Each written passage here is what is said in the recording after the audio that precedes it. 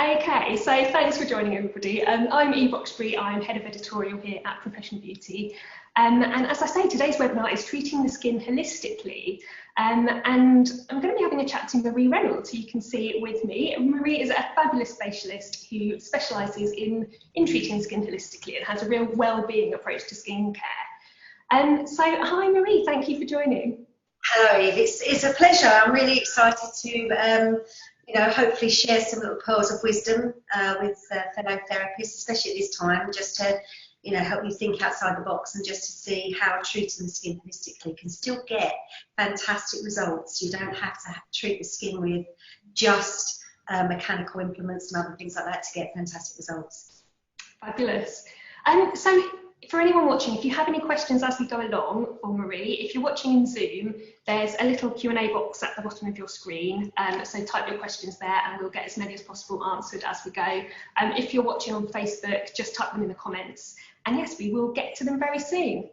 So I guess to start off then, Marie, we've got to talk a little bit about how things are going. I think following Friday's announcement, it's been a bit of a roller coaster for most people in the beauty industry, particularly people that specialise in facial treatments, obviously. What has the impact been for you? How has the way that you work changed, or have your plans changed following the news that facial treatments can't resume now till at the very earliest 15th of August? Well, the thing is for me is that I've treated the skin in a very different way anyway. I mean, I even though I've been trained in many different modalities, I've always come back to my holistic roots. I'm not just a skin therapist. So my background is in homeopathy, biochemic medicine, fascia health.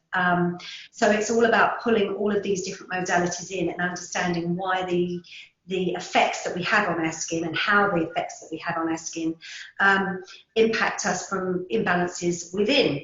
So when I do consultations, I have always done free consultations, regardless of the impact of COVID. The difference is obviously I can't physically do hands-on treatment. However, that hasn't stopped me advising clients and giving them an avenue in how to treat the skin holistically from within. My supplement range, so if you see with my range, I haven't got lots of different cleansers, toners, moisturisers, because I particularly, and it is a little bit of a maverick stance, I particularly don't believe in skin types or skin conditions, because your skin is a reflection of what goes on within. It is the largest organ of the body, and it is one of the eliminating organs of the body, so we have to focus on what goes on within. So with my concept, it's about treating the microbiome, supporting the lipid barrier, and feeding the skin from within with the supplements that I have. So yeah, I've done a hell of a lot of consultations, and I think consultations for therapists as well is really key. And I think we'll get into that with questions. I can help therapists in looking at other avenues, but consultations have been through the roof. Obviously, the clinic here, I do a lot of energy medicine, and we'll be doing a colonic hydrotherapy soon, but facial treatments a no-go. So energy medicine I've been doing a lot more of. Consultations have gone through the roof. I'm booked up until the end of the year. Yes, I've been very busy. Fantastic. Well, that's amazing that you're able to work and to continue to make an income. It's fantastic that you can do that remotely. That's fantastic. And we'll touch on that a little bit later, as you said, about kind of ideas to help therapists to maybe broaden their possibilities and start to do a bit more of that too.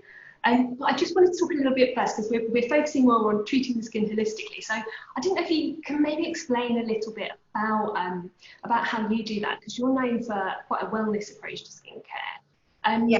So how does that work in terms of an initial client consultation? What do you ask? What do you look for when you're meeting a new client?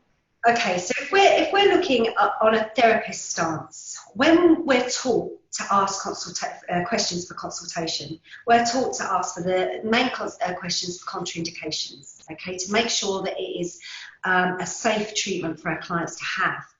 But for me, a consultation is, and also a lot of therapists give their clients a consultation to fill in, okay, say, hello, Mrs. Smith, can you fill this in, while they're getting their treatment room ready. It's a missed opportunity. Your consultation, when it's filled out, your client will only tell you what she wants you to know.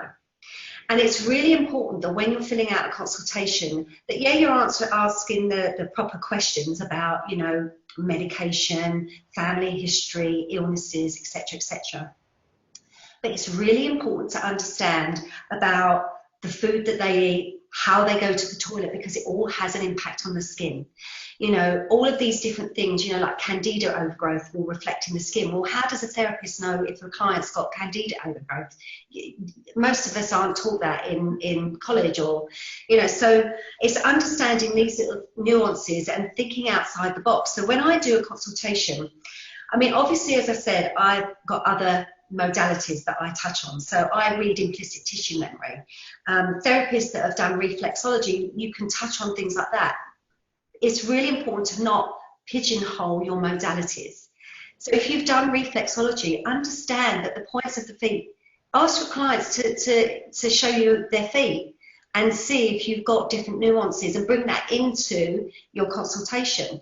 So when I do a consultation, I'm looking at how a person is talking.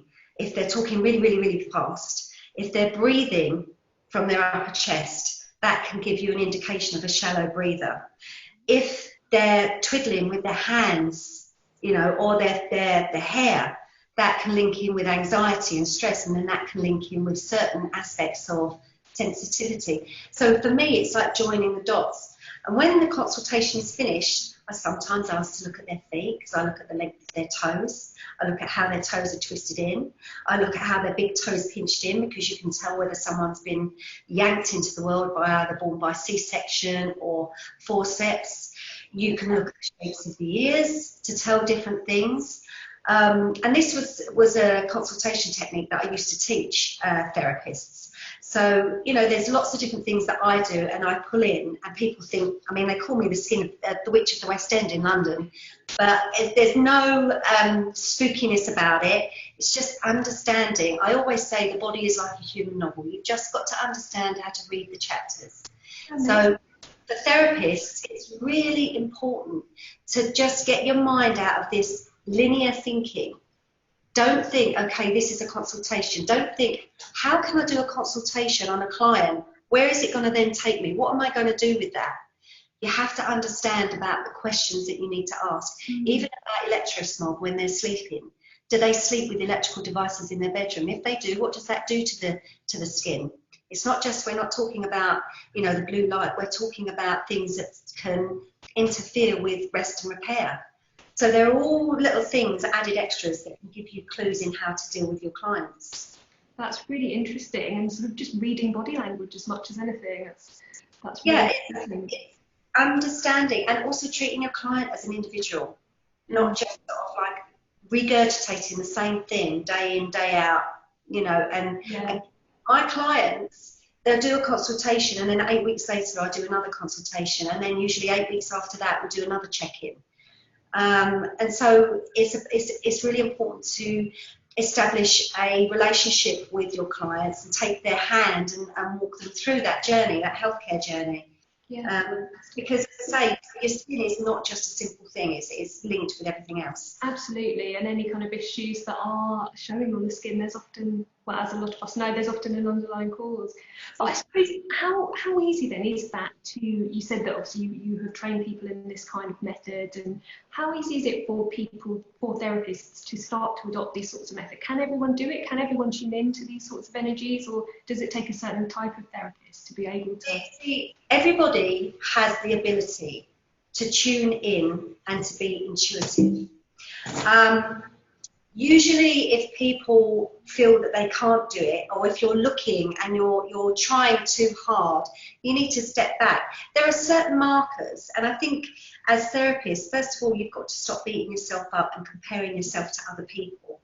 You have to also understand that and appreciate that your knowledge is more than what your client may have, okay, and be confident in that. You have to also understand that it's okay to just do tiny little things every day and build on your experiences. So even if you learn how to do added little things into your consultation, like find out extra information and bring that in, like the electrosmog. Like, for instance, with teeth, if you get breakouts along the jaw or around here, that can link in with teeth, recent dental x-rays, or how your body is like purging, getting rid of your lymphatic system. So added little things, add them into your consultation, ask the questions. You don't have to do, I've got over 35 years of experience. I've taken pictures of hundreds, I would even say thousands of people's feet and ears in the world. So, and I've created this form of consultation through my experiences. And have confidence in yourself to branch out and bring these other things into your consultation. Absolutely, that's really interesting. So I suppose when the consultation process is done and you're starting to move on to the treatment for the clients that you meet in person, what are the main practices and methods that you incorporate into a treatment program? I suppose also, because obviously, as you've said, you do a lot of remote treatments, you do a lot of treatments where you will meet face to face. What are there's lots of different practices you use, aren't there? Yeah, again, it's very hard for people to understand what I do, because if you don't touch it, see it, or feel it, you can't understand it. And many of us are born in this materialism form, or a mechanical form, that if you break your arm, you have to have a plaster cast, you can see and you can feel it getting better.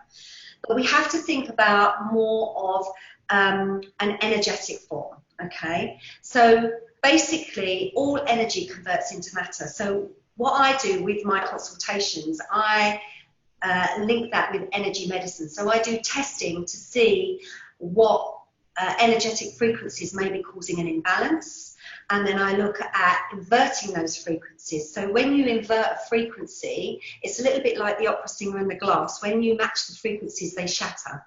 So, that is the energy medicine side, and then it's all about boosting the vitality. I can also imprint, and this is where it gets really clever, with frequencies. I will ask my clients to send a tiny spot of their blood in. So they'll tend to send a tiny spot of the blood in, and I'll test the frequencies against their blood spot. And if they want frequencies like for certain collagen paths, certain orthomoleculars, which are all your vitamins and your nutrients and your minerals, all of those frequencies can then be imprinted into the skincare with their DNA. So it sort of like takes it on another level. So, and that can be done distantly. As far as the skincare goes, obviously all of the things that I've taken into consideration in the consultation, I would back up with the supplement care, and then I mix and match with my own skincare. So I do a little bit of alchemy with my own skincare, because the Restore, which was the biggest thing that kicked off the skincare brand, I mix it with all the different supplements. I mix the cleansers with the different supplements, and get fantastic results from that. Fantastic. So again, as you say, it's going to vary loads depending on who the client is and what their issue is, the sorts of practices and methods that you start to employ. Yeah. But what are you seeing, I suppose, from clients, and perhaps more so before lockdown when you were seeing more clients face to face? What are the kind of biggest skin issues that people are coming to you with, and has that changed, I suppose, because if it's dependent on lifestyle factors, are you seeing more issues related to stress or to lack of sleep or to these sorts of issues? The main issues would be, a lot with the frontline workers is to do with PPE, what they call maskne, and the Restore mask has been fantastic for that, because the Restore mask is a hemp-based protein, and it also has an 8-strain live probiotic. So, when we're dealing with the PPE, obviously we're dealing with sort of like additional bacteria and molds, and that helps to balance that. So the Restore mask has been fantastic for the frontline workers. As far as skin conditions, I suppose it's rosacea is the biggest one. Rosacea and hormonal acne, which absolutely drives me mad, that termination, because your hormones are dependent on so many different factors, and I could go right into one on that one, but hormonal acne and rosacea are the key things, because obviously these are dependent on stress, And also your diet, because we're eating more, you might be eating the wrong foods, you might be, so all of these factors, play a part in the skin. Absolutely. So what are the sort of steps that you might advise a client then who is coming to you with acne or rosacea that has been caused by these sorts of lifestyle factors? What changes would you start to recommend to help the skin? Well, see, as I said before, I ask questions like, what time is your last evening meal? Do you have fluids while you're eating? How often do you go to the poo, and what is your poo like? Is it a nice smooth log, or is it impacted, or is it loose? Because all of these factors, and this is another thing, as a therapist, you have to be confident in what you're saying. A lot of therapists get embarrassed and they think, well, should I ask that? Am I crossing the line? But at the end of the day, this is to get a result. You have to find out the answers. So for instance, if you're eating after, say, 7:30 at night, your digestive enzymes slow down. Now, if your digestive enzymes slow down and you're eating, say, about 8 or 9 o'clock at night, that food is staying in your stomach. And then increases the acidity, and it also ferments. So especially if you're eating fruit really ferments, and food's digest at different times. If you're drinking water, that is going to dilute those digestive enzymes, so the food isn't going to be processed, and it's going to create stress on the digestive system. All of these things throw out in the skin, and rosacea is one of the biggest things that you have to do with your gut. But people think that your gut is just your large intestine and your small intestine. It's not. It's from how you chew to how you poo and everything in between, and it's all to do with the elimination organs. It's one thing dealing with a healthcare program, but you have to also deal with the elimination pathways, because I always say it's like having a house party with unwanted guests. You can ask the unwanted guests to move, but unless you grab them by the scruff of the neck and kick them up the backside out of the house, they're going to be loitering in the hall and waiting to go into another room. Right. So you have to deal with the elimination pathways as well. And these are all little tricks that people miss. And that is why, I don't ever bang on about what results I have. I always let my clients do the talking. And so, the testimonials of people just changing certain things. Another thing as well, which is really important, which most therapists should know about, and it's a really good little tip to add into your consultation, is your sanitary care. What sanitary care are you using? Are you using regular sanitary care, or are you using organic sanitary care? Because regular sanitary care is laden with formaldehydes, dioxins, tiny plastic filaments that the vagina absorbs and then goes into the whole system, and it circulates and overloads the liver. And it can come, a classic example of that is periodermatitis. Okay. So if you start looking at taking down tiny little implements, eating before 7, making sure you're not drinking tap water, drink spring water, making sure that you drink minimum of 2 litres a day, because it helps with your kidneys, and your skin is known as the third kidney. Cutting out on fizzy drinks, definitely. Making sure that you change your sanitary care to organic. Getting your electrosmogs, getting your electronic devices out of the bedroom. All of these are the things you can add into your consultations, and your clients love it, and they think, actually, I didn't even think about that. Yeah. And they're all things that don't cost your client anything either. And also, like you say, they're things that can apply to everybody, so you don't necessarily have to work that into a personalised consultation. That's just life advice. That's fantastic. Yeah. I suppose that's the worry for some therapists, is that, they would say, well, my role is beauty. That's what I've trained in. I'm a therapist. I don't feel confident advising on nutrition or gut health or that sort of thing. So that's great. I think that makes a lot of sense to say, well, these are things that apply to everybody and can help everybody, and you don't necessarily have to be that expert in order to... No. And this is what I'm saying, is this difference between your lifestyle advice and being a nutrition or a naturopath. You don't have to be a naturopath and advise them on X, Y, Z vitamins.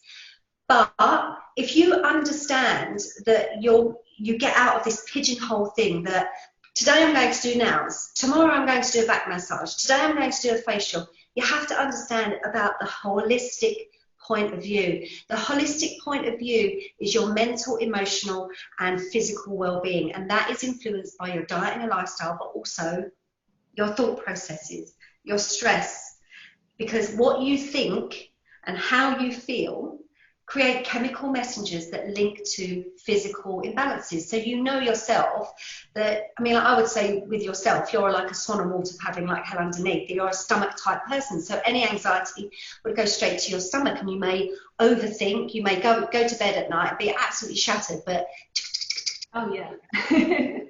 a shallow breather. Okay, so it's like a shallow breather, and all of these things, and that's just by me looking at you for a few minutes. So you can imagine that when you're looking at a client, when you're doing a consultation, I would be looking at them and listening at them, but I'm scanning at what they're doing with their hands. Even if they're off screen, I can see they might be fiddling. I can look at their ears, I can look at the shape of their lips, I can look at all different things, and have, like, even that, what you just did there. It's really, really common. You know, with, you know, if you'll do this, and it's like an anxiety thing. It's just part and parcel, and it's that swan on water paddling like hell underneath, and the stomach and the adrenals are brother and sister organs. So it all fits in, and this just tells you that you're reading your client, you're understanding more than what says on the consultation card. Yeah, yeah, and I think that's it. I think as we've touched on, kind of, there are some things that apply to everybody, but then you start to go into a personal consultation, and it is very much more personal, and that's where I suppose the value is. Yeah. But what can therapists do then to maybe, if they want to start working a bit more holistically, you know, they see the value of this, they want to do it, but they're not necessarily confident. What are perhaps some simple things that they can learn or start to do?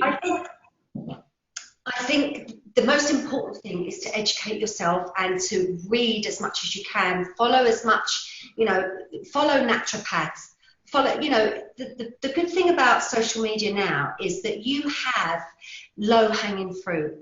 You can literally walk along and pick all of the different things. Follow those people and learn from them.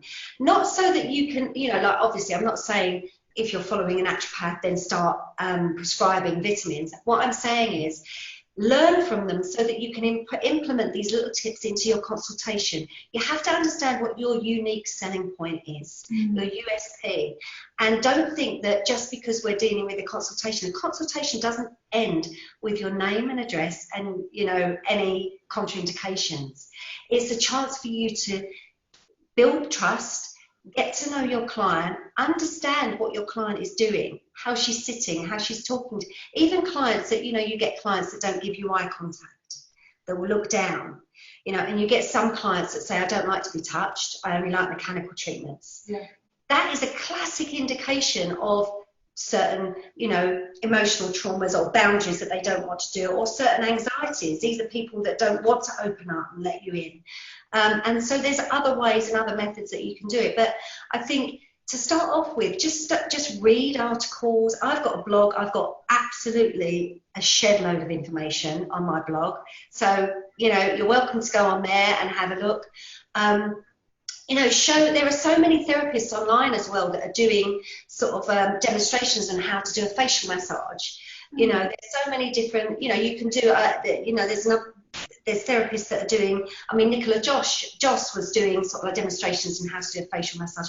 Clients love that. You can do, you know, you can even charge sort of like £5 for each client to do sort of like go through a cleansing regime, or, you know, through the whole facial regime if you wanted to. Clients love that.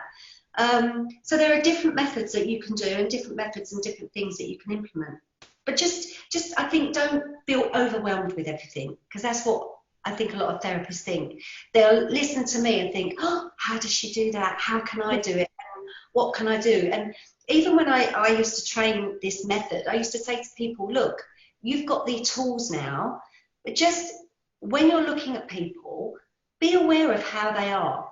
Be aware of them as a human being and as a single individual person, and tap into that. And do you think, because I suppose that is something that is lacking, I think that there are some salons and spas that are fantastic at doing that, but in a lot that doesn't really happen. And why do you think that is? Do you think it's a time pressure thing? Do you think that therapists just aren't really trained to tap into this side of the industry? Or I think a lot of it is, personally, I think when you're learning, you have to learn in modules. because it makes more sense. But I do believe that you have to, you know, I mean, some therapists have got that natural gift. You can tell by their touch, you know, and some therapists go through the motion. It's almost like learning a waltz. You'll see some dancers that glide through, and there's other dancers that are counting the steps. 1, 2, 3, 4, 1. You know, so it's a little bit like that. And I think it definitely comes with experience and confidence, because you can be the most educated therapist, the most confident therapist, but not have that intuitive touch. And that is what brings your clients back time and time again. You know, so I think as far as learning it, it's really important. And I do think it's missing. I think it's missing fundamentally consultation, and bringing in all of these lifestyle nuances that are so impactful on skin health. That's missing, definitely, in the curriculum. And it's invaluable for therapists to know and learn. Yeah, definitely. So perhaps that's something, I think it's difficult at the moment, isn't it? And I know that college courses are being shortened, and your kind of face-to-face time and in training is shorter than it used to be. So it's hard to get everything in. But I think that you're right. I think it comes with training, and I think that confidence with your client is something that a lot of salon owners say is often lacking in new therapists. So it's definitely something that takes quite a lot of time to build.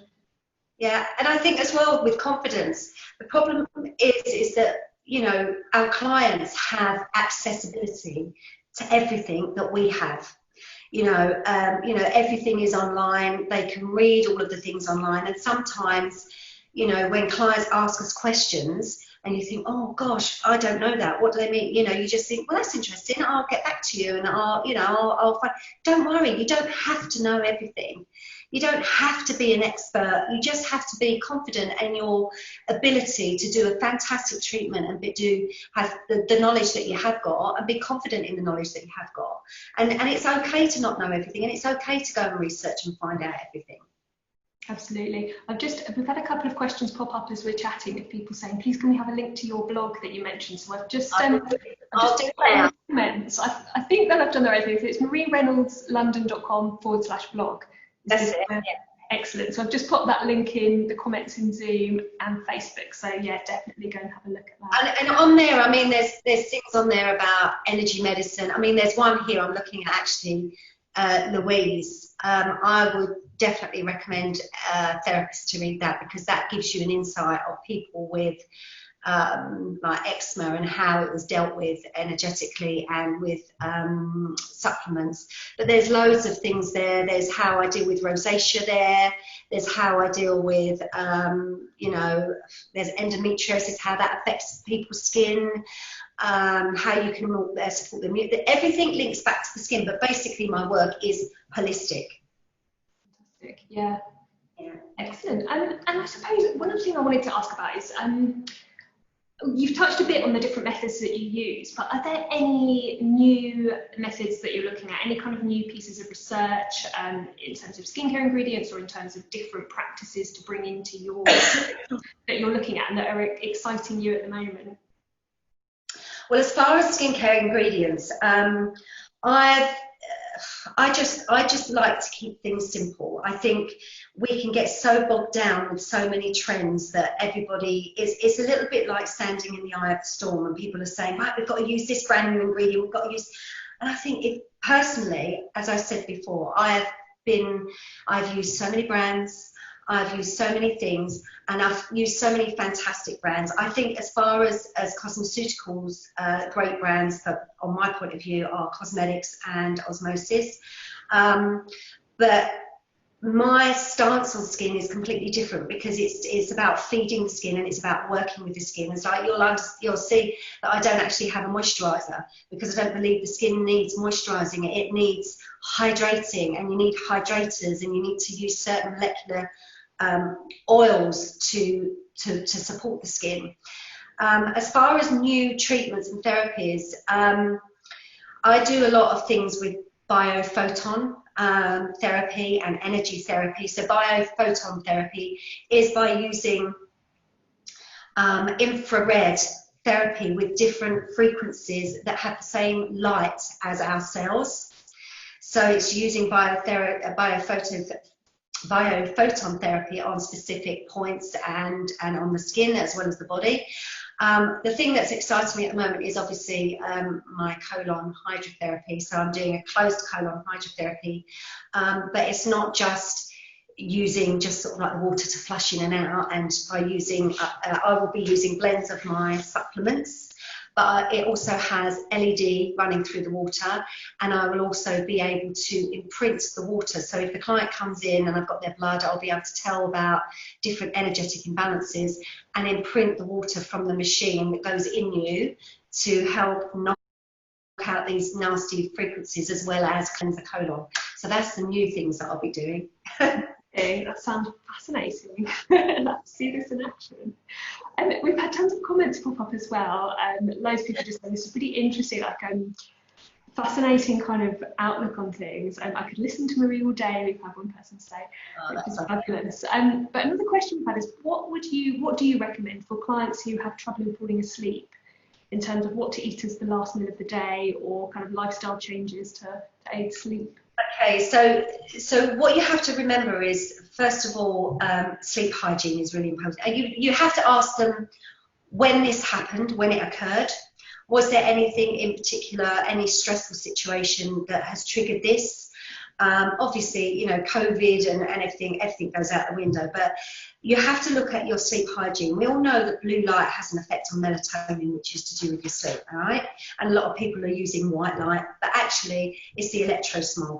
Your phones emit microwaves and radioactive waves, and that interferes with brain purging and your rest and repair.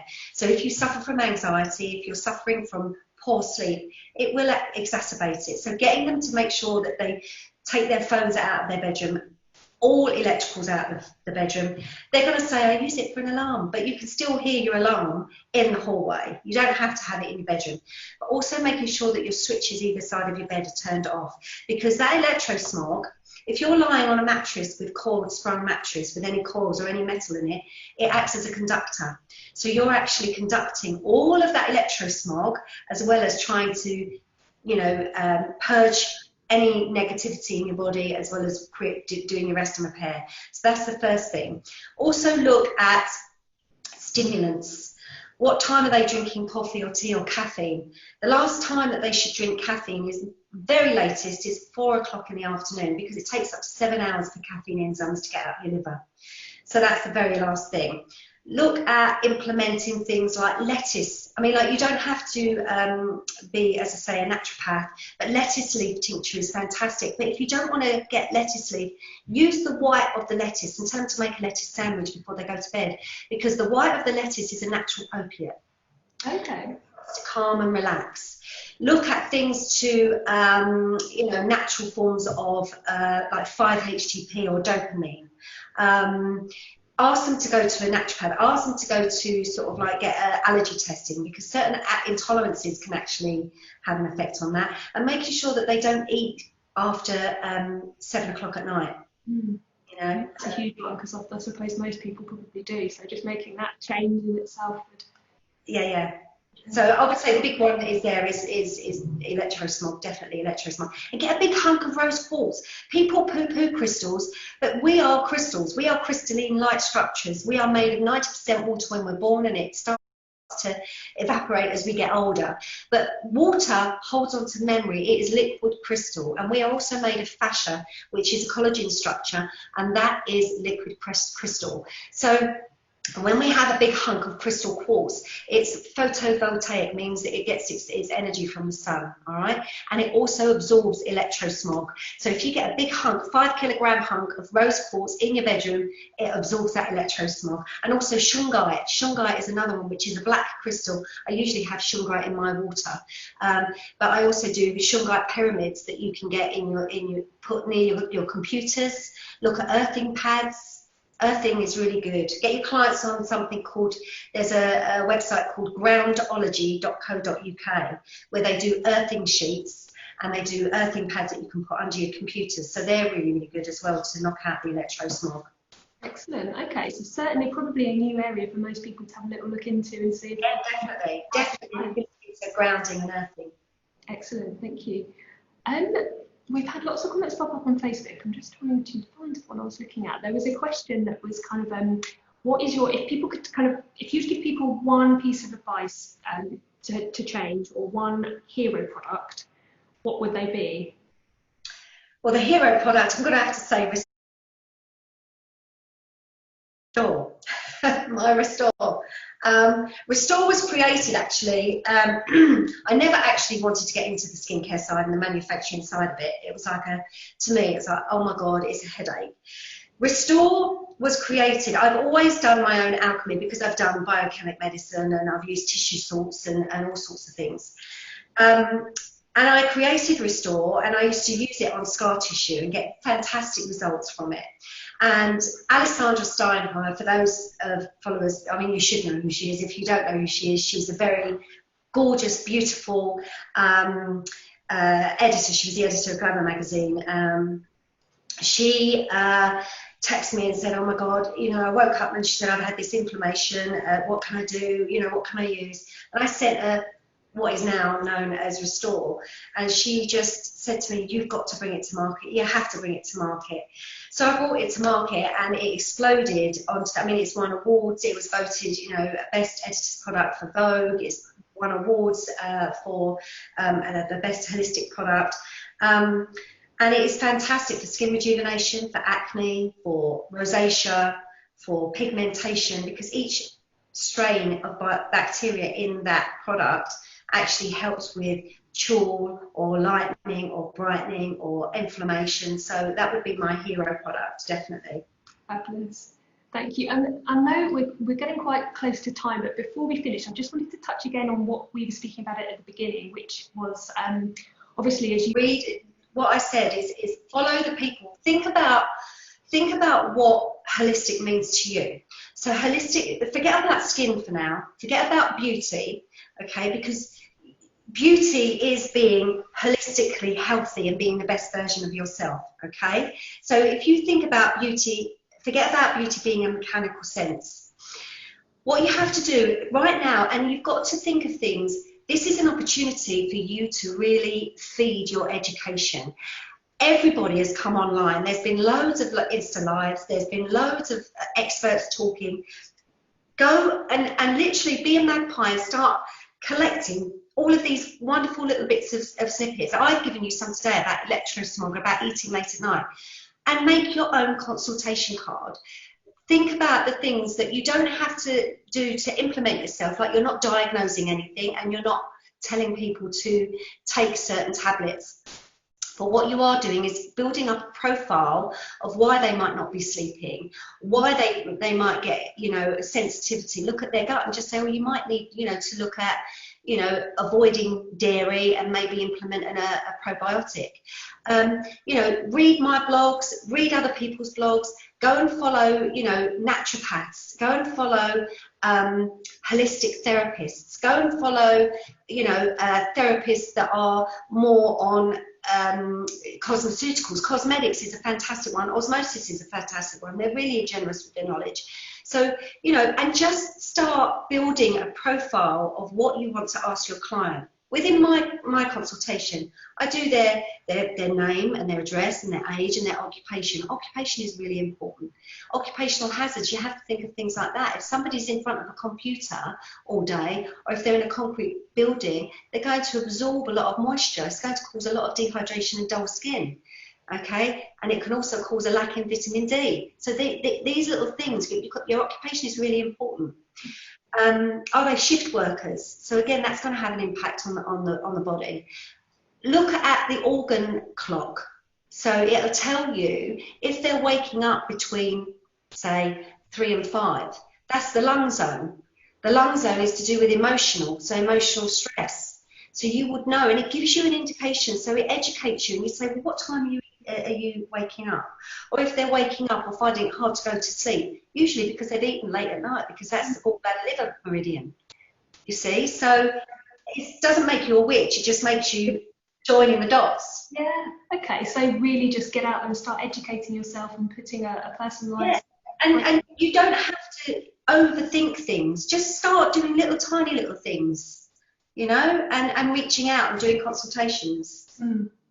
Fantastic. Well, I think I know that we're coming up to time, so I will let you go, Marie, but we've had so many comments just saying it's been such a great opportunity to listen to you and to learn from you. And Lovely. I hope you found it helpful. definitely, we've had lots and lots of comments and likes and engagement to your advice. So thank you. It's been fantastic having you join us. The video will be available to watch back on our Facebook if anyone missed anything. So I know we covered tons and it was loads and loads of great advice in there. So if you want to watch back, it's on our professional. I will also say, if people also follow me on Instagram, because I do loads of posts on Instagram. The blog sometimes I do it when I can, but Instagram, there's loads of information on there. Absolute loads. It's all about different types of milk, there's loads and loads of different things on there. So my Instagram is Marie Reynolds _London, I had to think then. I know, so yeah, there's loads of information, and I'm always there if I can help anybody. If they can reach out, if I can help anybody, I'm there. Especially now what's going on with mobile therapists and the ability that we can't do our facial treatments. So if I can help you, I will.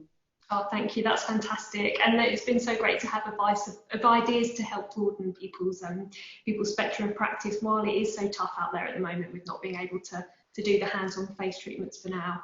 Although fingers crossed very soon. But for now, thank you so much, Marie. It's been fantastic having you with us, and thanks everyone for watching. Absolute pleasure. Thank you very much. Thank you. Bye. Bye.